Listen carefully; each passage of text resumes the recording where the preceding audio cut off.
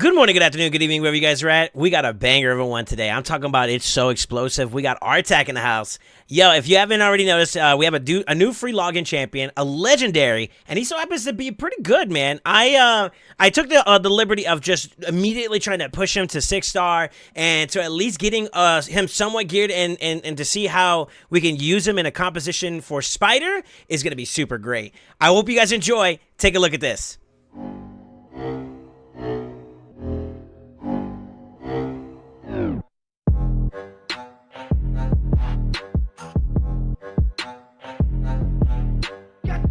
So I wanted to show you guys some two different variations to a build that works at Spider 25. I want to preface and say this, that my Artak is not leveled, he is not mastered, and he's not booked. So keep that in mind in terms of like the amount of overhead that we can do to improve his capabilities.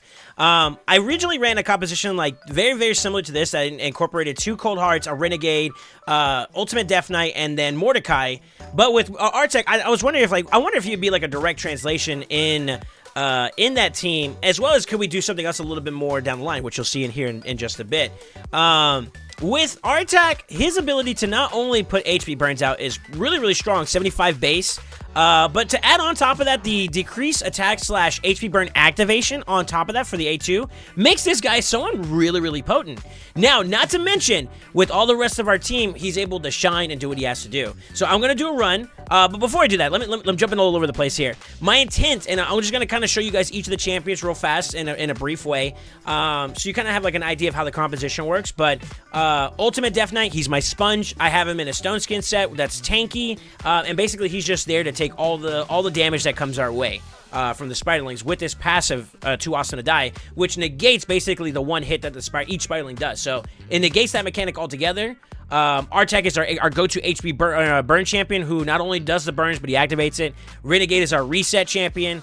Cold Heart number 1 and number 2 are our turn meter controllers, as well as our max enemy HP with Heartseeker.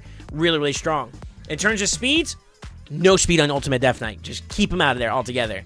Then it kind of goes in priority or in rotation. Cold Heart number 1 to get all the Spiderlings into play, because you know the first spawn they only spawn 1, and then the second spawn is where they'll all be up there. So I have Cold Heart and Cold Heart together to start the waves off to make sure everything is there. They open up with their A3s to do some max HP hits into Artak, who then applies the HP burns, and then from there you have the reset from Renegade. Now, keep in mind, my Artak isn't fully booked, so he does have a chance to go to a 3-turn cooldown. Renegade resets only 2-turn duration, so just keep that little fluff in mind. Now, with that being said, that's kind of ideal, though, because when the next turn comes from him, he can just go for the activation at that point, right? Super ideal, right? But then, fast forward, Ultimate Death Knight will get his turn. I have him open up with his A1 because we don't want him doing damage to the minions or to anything else outside of the Queen, because what happens is he still has 1 extra turn of Stone Skid, so there's no point in putting buffs up or shields up or anything like that, or even doing the decrease attack or anything like that. Like I said, we're not trying to do damage. We're just trying to have him keep our team alive by being a sponge, right? So turn 1, since we have a 2-turn duration, it's a full Stone Skin set that's 6 pieces, right? To get a 2-turn duration Stone Skin, we open up with the A1, and then with his second turn, he's going to get the shields and the continuous heals to give us a little bit more time for survivability, right? And then from there, it kind of really doesn't matter. We want to avoid doing too much damage to the Spiderlings as much as possible, because the HP burns are going to do most of the work. But Renegade, you know, have her do the last shot. If we do so happen to get the decreased speed, that's great. You could probably build some more accuracy in there. It's not a primary focus, but for the most part, this is going to be the play. You're going to get your Heartseekers out, hopefully 2 times per cohort for 4 in total. Artak with HP burn and activation, and then of course Death Knight and Renegade to enable the team to do what they have to do. Let's get into the run. So you guys will see it. The first turn starts off. We have Renegade actually going first. I forgot I made her a little bit stronger, but I open her up with the A2 so that she doesn't do anything there. Then it goes into the double Renegade. The HP burns here. There is a margin of error because it's only a 75% chance, so we had 1 fail, right? But this is actually looking like a really good start. We have UDK getting his 1 auto attack turns. Remember, he still has 1 turn of stone skin, so that's a little bit of shielding that we don't have to worry about. Instant activation from the mobs. There is a little bit of downtime here from some of the autos, so that is a little bit of a concern. However, because we have our cold hearts coming up, they should be able to do another set of heart seekers, which will enable our Artak, who now is ready to put the HP burns again, and that'll give us the last little bit we need. So HP burn's been reapplied. Anybody that goes now at this point will give us some HP burn procs, and by the time the boss gets to his turn, he is pretty much T-O-K. Or no, TKO. Oh god, how do we tell you this? Can't spell. I don't know. I can't talk anymore. Easy run. I got it down to, I want to say my fastest was around like 45 seconds. But I do think that, once he's sped up and he's optimized a little bit more, you could probably get him down to like maybe a 30-second run, 45-second run. Seems a bit realistic, right? Very, very easy speeds to do. Pretty much you want to be keeping everybody that's on this side of the bracket, so not UDK, but everybody here, as far as I'm aware, just of north of 150 speed. So I kind of have these guys around like 189, 190, 200 range, right? And then followed behind that will be Artak. Renegade's a little bit faster because I use her in other compositions for, like, you know, Doom Tower and other stuff, so she's a little bit faster there. But making her go first, you just got to delay the sacrificial ability that she has for the A3 to kind of give you the reset, right? But if she is a little bit slower to a point where she goes after all 3 of these guys, just have it so that she opens up with her A3, and you pretty much get the exact same result. Outside of a reset, that's all you really want her for. Let me show you guys another run that's just as good, and surprisingly enough, beat my record for 18 seconds. Alright guys, so this one might be a little bit harder to do because like it requires a little bit more extra, but I did think about it and I was like, well, I still have my Mordecai build and he was originally my go-to HP burn champion for my spider team, but I was like, you know what, since he's still built and I also have a solo build, Theodore sitting around, I was like, okay, I use him for my dragon runs and all that, and that's kind of cool, you know, it's dope. He does what he has to do in solo dragon and ice golem pretty well. If you guys want to see a video on that, you'd let me know. But since I have like 2 other, you know, HP burn related champions and I just got Artak, it'd be cool to see him. How would he do in a HP burn comp that has explosions associated to it? So he explodes. He also puts HP burns on.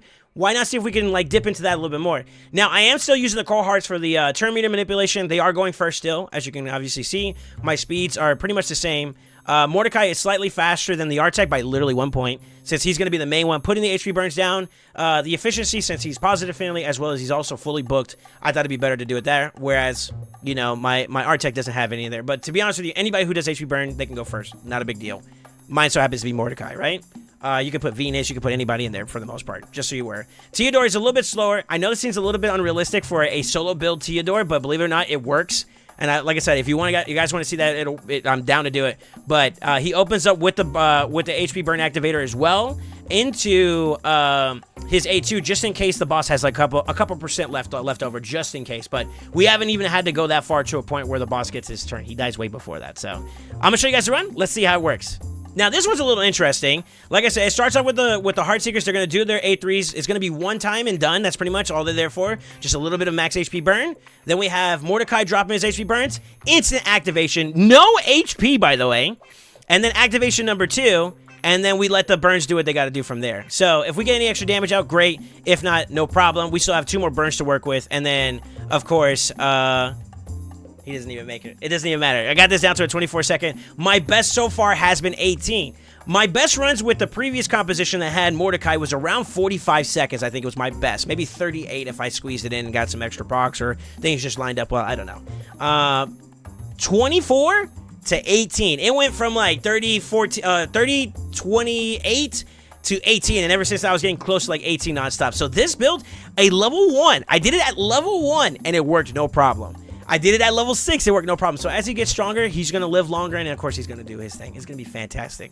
I hope you guys like this. It's a great way to use a new champion. Would you guys be curious in a build that involves him throwing down in Hydra? Please let me know in the comments. I would love to maybe build out a composition revolving around Artak himself. Maybe he can build him up to survive. Maybe we'll get him leveled up. I don't know. I got to, you know, we got some time we got to work with. But it'll definitely be a great way to showcase him even more. He's a new kid on the block. He's super exciting, super fun. I think you guys will really love him. If you haven't already gotten an HP burn champion, this is your guy. That's what I've been looking for when I was first looking for my HP Burn champion, and lo and behold, now they're giving it out like it's candy. It's crazy. Anyways, don't forget to like, comment, subscribe if you haven't already, and don't forget, guys, if you want to come see some of the action live, check us out on twitch.tv/SoulSaint. Our description panel below will have all the information you're looking forward to, as well as if you want some help working on your account, Exclamation Takeover. We do provide a service in our Twitch chat, as well as if you guys want to see it in action, also have that in the description below too. It'll be a great way for you guys to see it. With that being said, I hope you guys always enjoy yourselves, and I'll see you in the next video. And always remember, stay ascended.